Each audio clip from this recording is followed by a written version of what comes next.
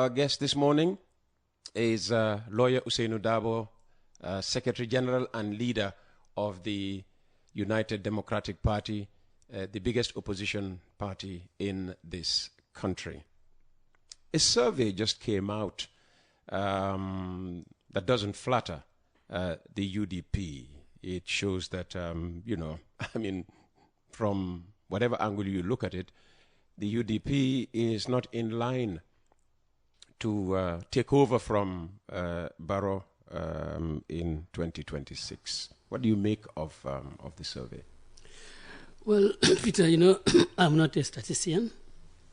I'm not also a social scientist. I'm a lawyer, And,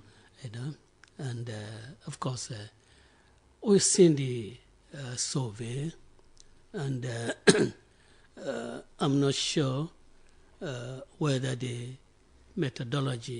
what methodology was used in arriving at the conclusions. But let me say that I'm not dismissive of it. You are not? I'm not dismissive of it. I certainly have to bear it in mind. But one thing I know is that the UDP's grassroots is intact. I don't know what category of persons were interviewed, because that also could influence the conclusions. But I certainly will not be dismissive of it.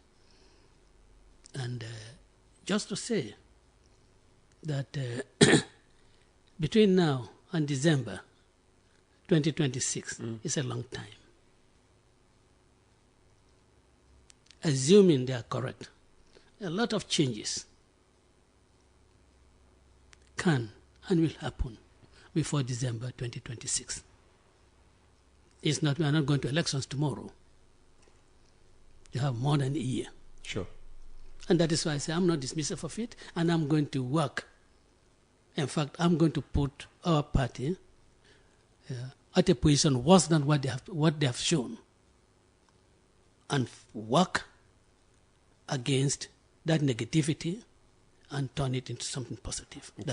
That is what we are so going to do. So it's a motivation to... It's a motivation to work harder. But Peter, you see, Hillary Clinton and Trump, all the polls put Hillary Clinton ahead of Trump. Sure. All the polls. All. But then, when they went to the polls, it was something different. And of course, that's also dependent on the type of sampling they did. And I cannot sit here and say that in 2027, this is what I'm going to do. And I'm not here to say, to really to be delusional. I know what is on the what is on the grassroots.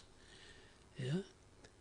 I know the level of the popularity of my party and my own personal popularity. To the extent that, Peter, I try to keep away from attending funerals.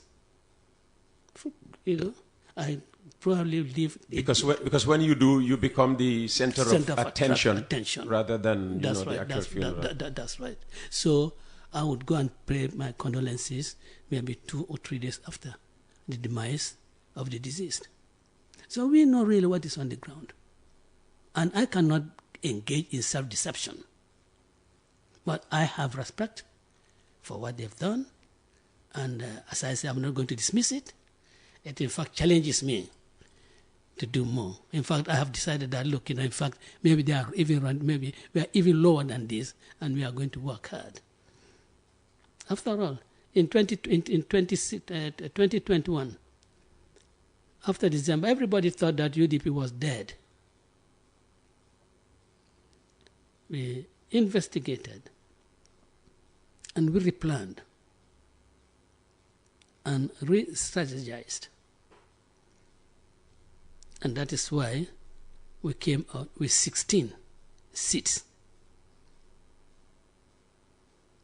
And in 2 of the constituencies, we know why we lost. It was self-confidence.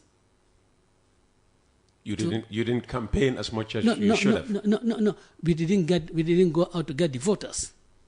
Because the voters that we should have ferried to the polling station, we didn't do it. Because the candidates were just too confident. And that is not going to happen anymore in any of our elections. Yes. What about the suggestion that you're still going ahead, to vie for the position of flag bearer, because you're afraid that if you were to stand aside and leave it to the young one, the party would disintegrate? You're saying that everybody thought that after 2021 the party was going to die out. I mean, is that what you are avoiding by, offering yourself as flag bearer again? No, Peter, I'm not in this for personal ambition. If I was in it for personal ambition, I would have walked away. No, it's not wanting the party to die, that you're the only unifying. No. If I'm not only unifying, the unifying force. Figure. Yeah, figure. Person. I'm not the only unifying figure. I am one of the unifying figures. Yeah. But then the party membership have a lot of confidence in me, and they realize that Ousainou Darboe is not in this for personal ambition. Otherwise, what I endured in prisons, the humiliations that have been meted out to me, the stress that my family have been subjected to, I could have said, look, it's not worth it. But if I did that, then the day I took up leadership in 1996, I would have betrayed the people then. Then my joining the fray in 1996 will be falsified if I pay attention to what is really happening to my family, the humiliation that I've been going through. Then I will not be true to the people. We have started a job, I've started a mission. And one of the things that I wanted was to see Jammeh out. So the mission is half accomplished. It's now to see a good government in place, during which period continue to mentor the younger members of the party and ultimately hand over. I have always told them that, look, I have the baton, I'm looking behind me, and I don't want that baton to drop. It has to be handed over, and it will be handed over. So I am running again because I'm not paying particular heed to those members of the party who were the founders. They want, because their legacy is tied to my legacy. Someone like the former Deputy Speaker, Alai Mahmoud El-K Sani, Kemesen Jammeh, their legacies are inextricably tied to my own legacy. If I do not leave a good legacy, if I have my legacy destroyed, then they have no legacy present. And they want to maintain their legacy, and they want me to run. And honestly, if the UDP feels that I should not really run, I will gracefully bow out. But the call is for me to run, and it is not a stage-managed call. I have never stage-managed anything in my political career. Things come on spontaneously. Yeah, never. The call, is it coming only from, the older members of the party? In fact, it's coming. Look, I'm sorry, I'll mention this. Ismaila Fadera is one of the young, brilliant Gambians. He and his ilk have formed the student union wing of the party. Never in the history of any political party in this country. NPP was just copying from us. These are young people. Whatever you do, the NPP copies. Yes. Oh. I mean, you can't. Then you understand why people call you 6 and 9. No. When they say 6 and 9, they do not say that they are copying from us what is virtuous. They're not saying that. What they are saying is that we are as bad as they are, which I think is an insult. That is what. When they say 6 and 9, it is negative. Lawyer Ousainou is saying that the UDP and the NPP are not 6 and 9. Are not 6 and 9. We cannot be 6 and 9. Certainly we cannot be 6 and 9. But I'm saying that you have in that student union several hundreds of people, young people, who are there, and they want me to lead this country, to lead this party. Not to talk of the younger people in the rural areas, all over the country. Not to talk of the women, young girls, a lot of who are the ones, in fact, who have made this name Baba Hussein to stick. They are the ones. Oh. They are the TikTokers. They are the ones who made this name Baba Hussein to stick. They are behind me, and I do not go out to manipulate, among these things. They come on spontaneously, and alhamdulillah, I want to see, my successors also enjoy the same degree of respect, the same degree of acceptability as I have with the rest of the party. Your main competitor in 2026, who is the incumbent, is so confident of victory that, he's looking forward to winning by nothing less than 75% of the total votes cast. Wishful thinking. Good. I think they say dream and dream big. Eh? Oh, it's only a dream. Isn't that what they say? Dream and dream big. How many people have? So he's in slumberland. How many people have sat here in this and tell you that, look, next government, my party is going to form the next government. How many people have done that here? So Adama Barrow knows the threat. And certainly that is why they are telling people, no, let Hussein Darboe contest. Let him contest because we are going to defeat him. Because they know how much Gambians respect me. Even those who do not belong to our party respect me, respect my character. And certainly, a lot of those people will not change me for Barrow.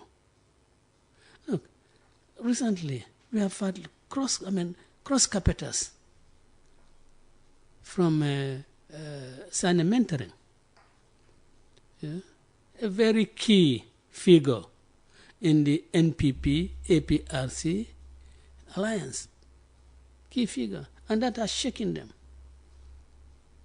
And we continue to have cross capitals. Now, what I have told people that we are not going to publicize the people who cross capital, because when they do, they go with inducements. Oh yes, go after them with inducements and win them back, and pacify them. So I said we are no longer going to publicize those who have decided to cross capital us. So if President Barrow says he's winning 75%, he's daydreaming. Who in his right mind will vote from President Barrow, who has not cared for the people, who thinks that the only development in a country is roads? I mean, that myopic thinking. You should think beyond roads. You want to think about the quality of education in our schools. You go to Banjul, Edward Francis Small Teaching Hospital. The other day I went there and I was embarrassed. By what? People, you see people lying on the floor, on mattresses on the floor. And I was really embarrassed that this could happen in present-day Gambia. Invest in our healthcare system. The accident unit, you go there, you hardly distinguish the doctor from the patients. And those kids, and I'm praising those kids because they are young nurses and so forth, they are working under extremely difficult conditions. What they need for their job is not available. The infrastructure is very limited, the space. Infrastructure-wise, there's great refurbishment work taking place on the building. They speak about, the oxygen setup in the hospital being a lot better than we ever had, with every ward being fitted with pipes to supply oxygen. Refurbishment and expansion are not the same. Or the hospital needs to be expanded. Why would you have people lying on the floor? You don't need to have people lying on the floor. And I think the trauma, the accident and trauma unit, I think they really need good support. I have always advocated that those people involved in this reckless driving, some of them when they are fined, I think maybe, if not 50%, but at least 25% of those fines should be given to the Minister of Health, so that they apply it to take care of those people who get involved in accident. The road tax, road tax, I don't know whether they call it road tax, whatever I call it, part of that should be given to the Minister of Health. Because all the accidents that take place on these roads, they end up in their hospitals. So this should really be a ministry that should be well funded. So that all these problems, they can take care of them. There are so many messages, hopefully questions coming in for you. I'll probably just end on this one. Every new government that comes in always finds, or at least they announce, surprises. When the coalition government came in, they said that, they were surprised to find that literally there was nothing left by way of funds by the previous government led by, the former dictator Yahya Jammeh. In Senegal, for instance, every day we hear what the Pastef government is discovering about the level of debt Macky Sall reportedly left behind, which was way below what the reality is. What surprises do you think await the UDP if it ever comes to power, in the Gambia, left behind by the Barrow administration? No, Peter, I don't want to go into government with any prejudice. I want to go there with an open mind. Okay. And then, whatever I find out there, then I'll say, well, this is what we have found. But I don't want to go there and say, look, we are going to find the situation, the state of our book balance is in a horrible situation. We are going to find this hidden, that hidden. That will be approaching the things with prejudice. And I probably would then try to, manufacture,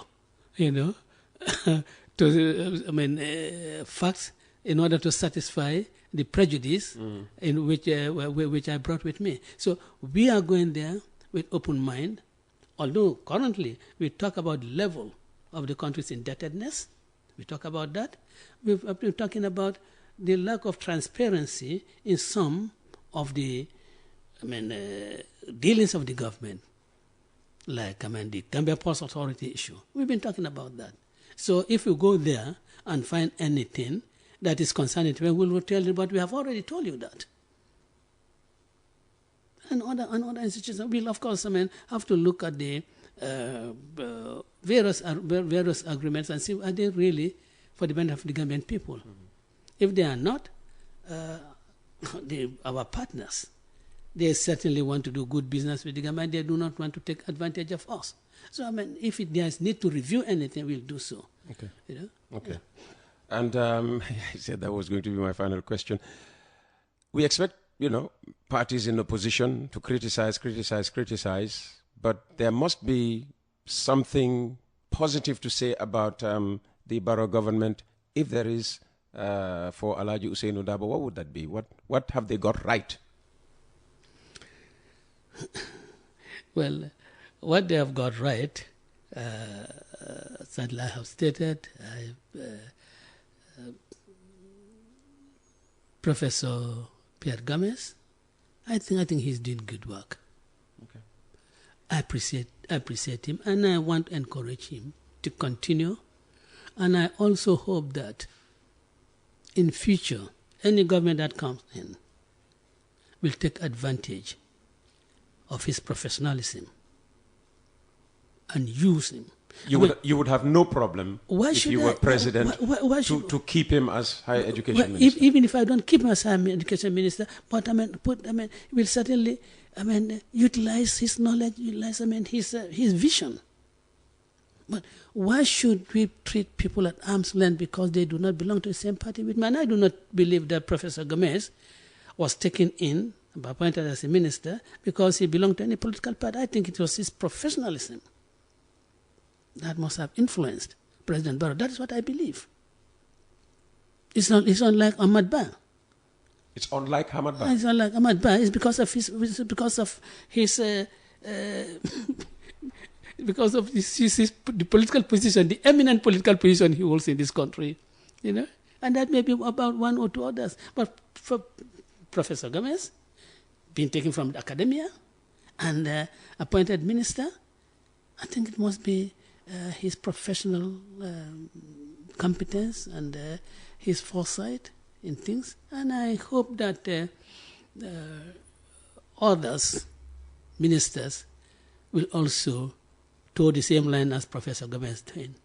Do things for the good of the country and let the government take the credit for it. All right. Lawyer Ousainou Darboe, thank you very much for staying all this time with us. We'll do, I can't do all the questions and comments that have come in.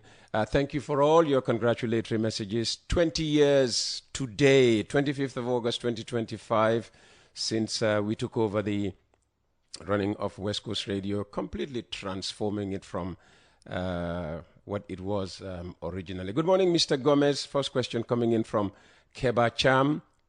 During his interview on your most popular Gambian radio program, ex-soldier Abdoulaye Sanyang claimed acquaintances with Honorable Ousainou Darboe, seriously cautioning him about the potential of being betrayed by his son, President Barrow. Can your guest verify these allegations by Sanyang, who now stands trial over various allegations, including arson, coup plots, assassination attempts, etc., etc.? Did you know Abdoulaye Sanyang? Well, I certainly, first time I saw him was on this program, and I don't think the person who put that question, I don't think Mr. Sanyang claimed any acquaintance with me. What he did say that he came to my office, which I do not recollect. At all. For him coming to my office to warn me that Barrow was about to betray me, I do not have any recollection of that at all. Okay. Yeah. Okay. Let's move on. Good morning, Uncle Peter. Kindly ask Mr. Darboe if he's considering UDP when Darboe is no more. Because from my understanding, many of the UDP supporters are Darboe loyalists, not UDP. So I believe UDP will easily turn to be APRC without Jammeh. I think now is the right time for him to step aside and give the young ones the chance. I am not voting Barrow, but I am not voting for Darboe either. So I'm yet to decide, but I don't want the NPP to win. So I believe Darboe can help us with that by stepping aside.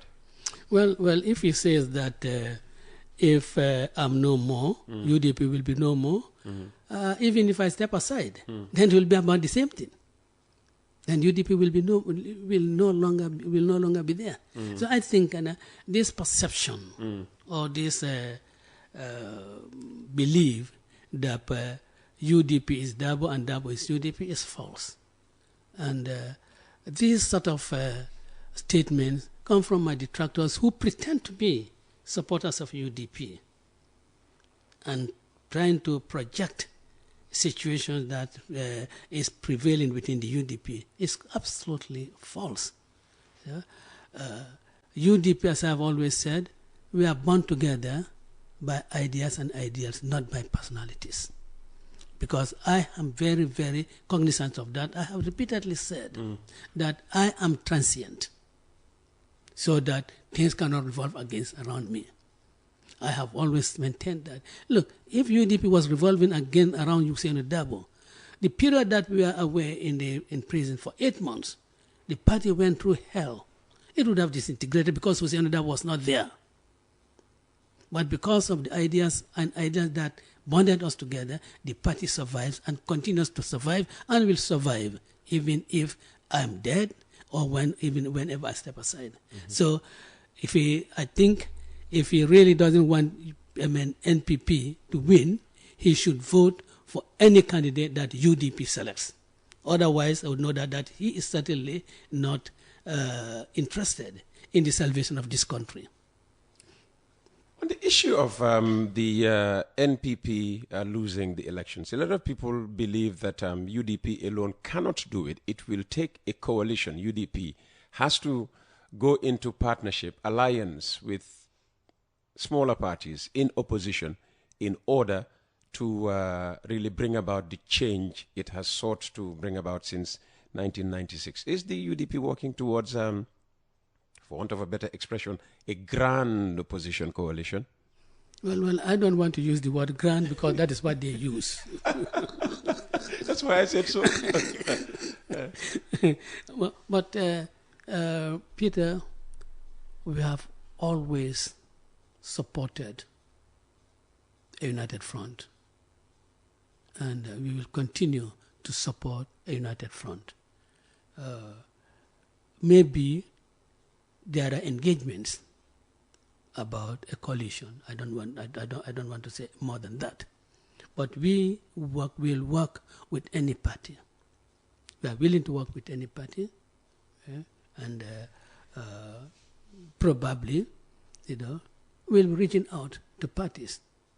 You see, the 2026 or the 2021 National Assembly elections, mayoral elections, and even the presidential elections, UDP did it against Adama Barrow and his 20 allies, individuals and parties.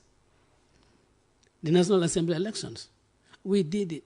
Although the presidential election, we got the endorsement, and we're very grateful for that, of my big brother, Honorable Bibi Darboe. We got his endorsement, and for us, that was something great.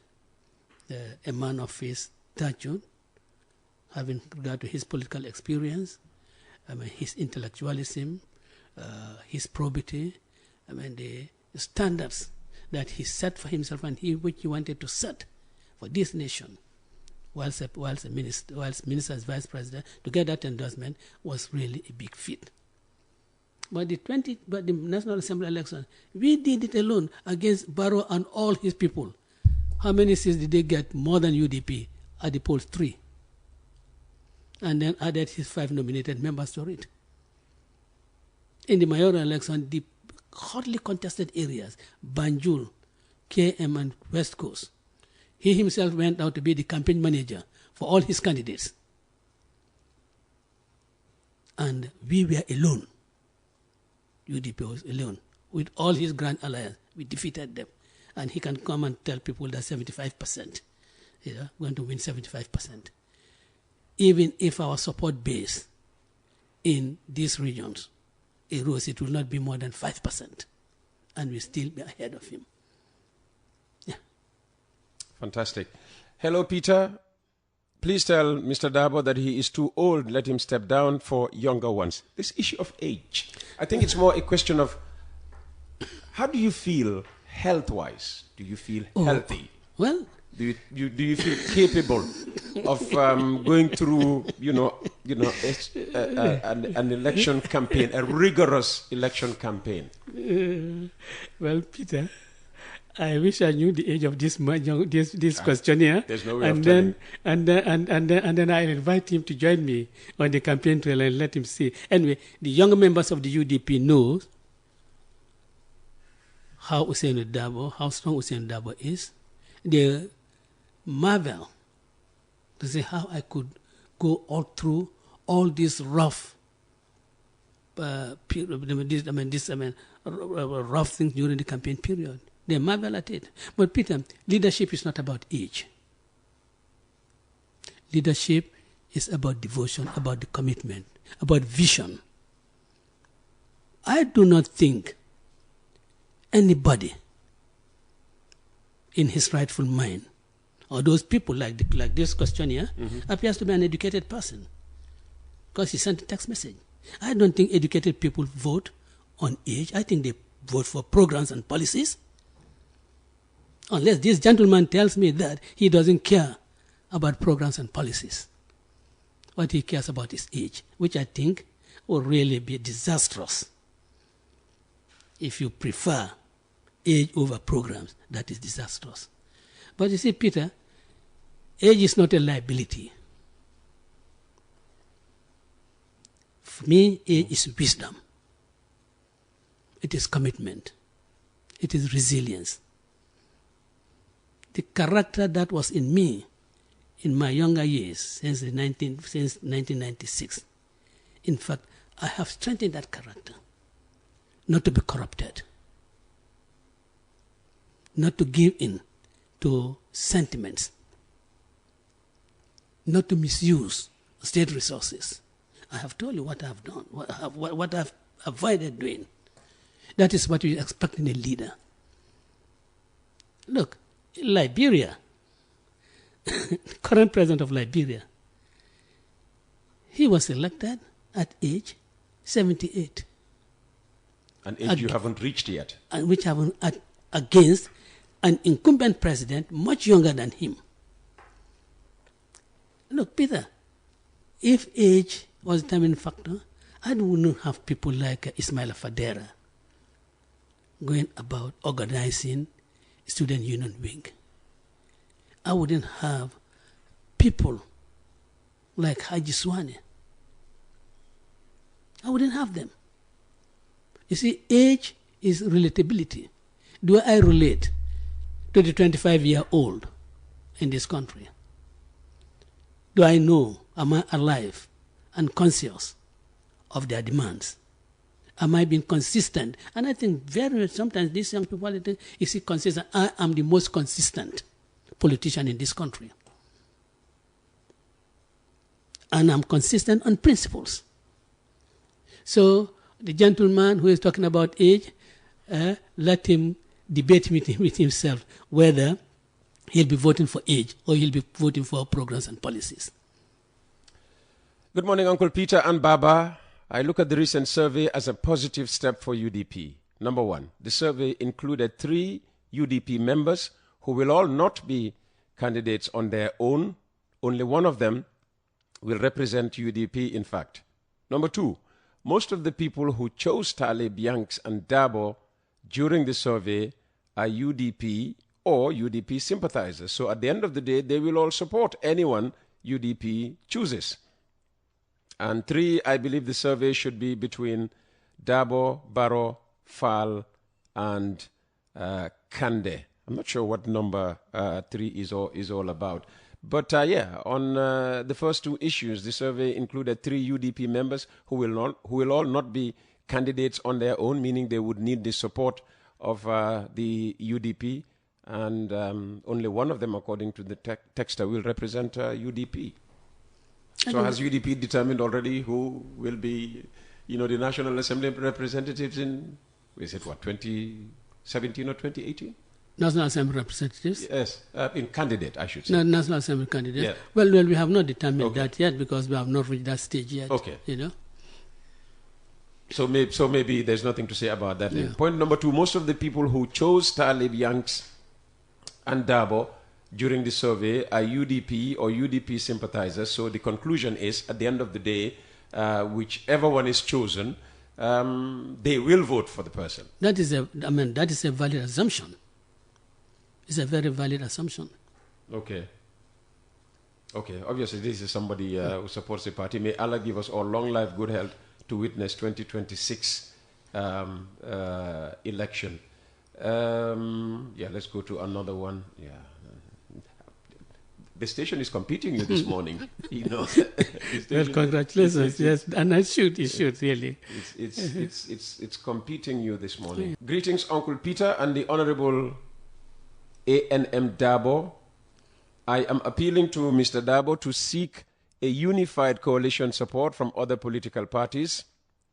If we want a change, without that support, it will be another easy victory for Barrow. And this is from Alex Badunyang, who then goes on to say, congratulations on your milestone achievement. Again, the question of coalition being the only way out. Yes, I think I've dealt with that. Probably, if he was listening, he would have heard my response to that. Absolutely. Listen, I've kept you here far longer than I promised I was going to. All right. Yeah. Thank you very much for your willingness to come to the program. I didn't have to talk myself hoarse or be calling for you to accept our invitation. Once I made the call, you immediately offered yourself, and it's a great honor and privilege to have you. And I should say, you also came with Silafando, which you don't want me to, to divulge. I certainly don't want that. Just finally, how would you like to conclude this long conversation? Well, again, to reiterate my congratulations and joining your several listeners in congratulating you, West Coast, and we hope that you'll continue to have as many educative and informative programs. Like yesterday, I was listening to those two young the National Youth Parliamentarians, Jabu Sisao and Mr. Ba from Amadou Ba. That's my constituency, by the way. Yes, and I was so impressed with them.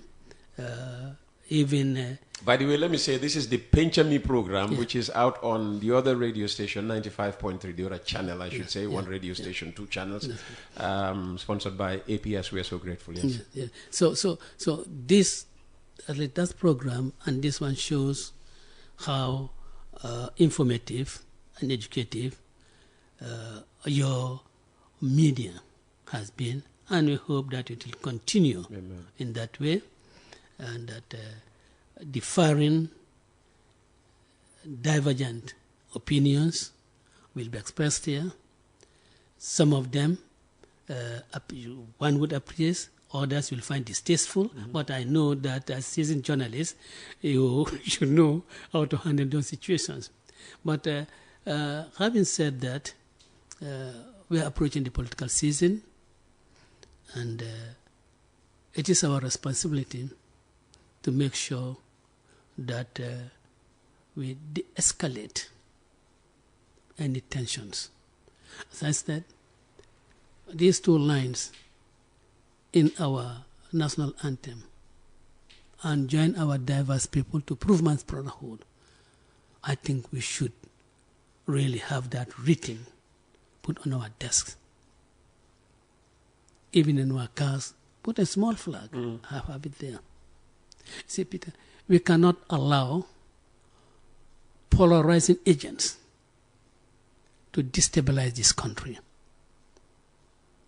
We should not in any way allow tribalism to take center stage in our body politics. It has never happened in this country in the way it is now happening. And it is a pity that those who are expected to speak against tribalism are themselves the principal proponents, the principal advocates of this terrible and toxic thing. We must, for us, Gambia is first. You see, your big brother, Edward Gomez, Former Attorney General and Minister of Justice. I mean, very amiable person, you know. I mean, full of wisdom. Each time we meet, we speak in Mandinka, speaks fluent Mandinka. And I tell him, look, Honorable Minister, you see, there are two places that you look for me, on the surface of the Gambian soil or underneath. I have nowhere to go to. I will never go into exile. I had the opportunity when trumped-up charges of murder was leveled against me. When we doubted the independence of the judiciary, I stayed here to defend myself. So Gambia is what I have. The peace and tranquility in this country is what I cherish, and that is what I advocate for. You can have differing views, but in expressing those differing views, we should do it with respect and decorum. There is no need to caricature anybody. There is no need to pretend that I do not know Peter Gomez's name and try to say, well, I don't know how they call him. I think it's demeaning. We are all in this politics. And Africa, one thing we know, particularly in the Gambia, elders are respected.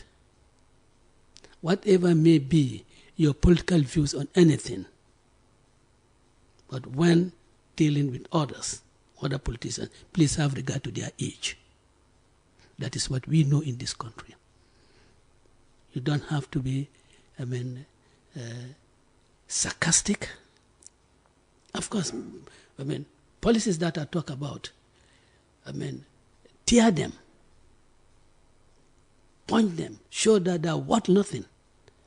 But you also do that with respect.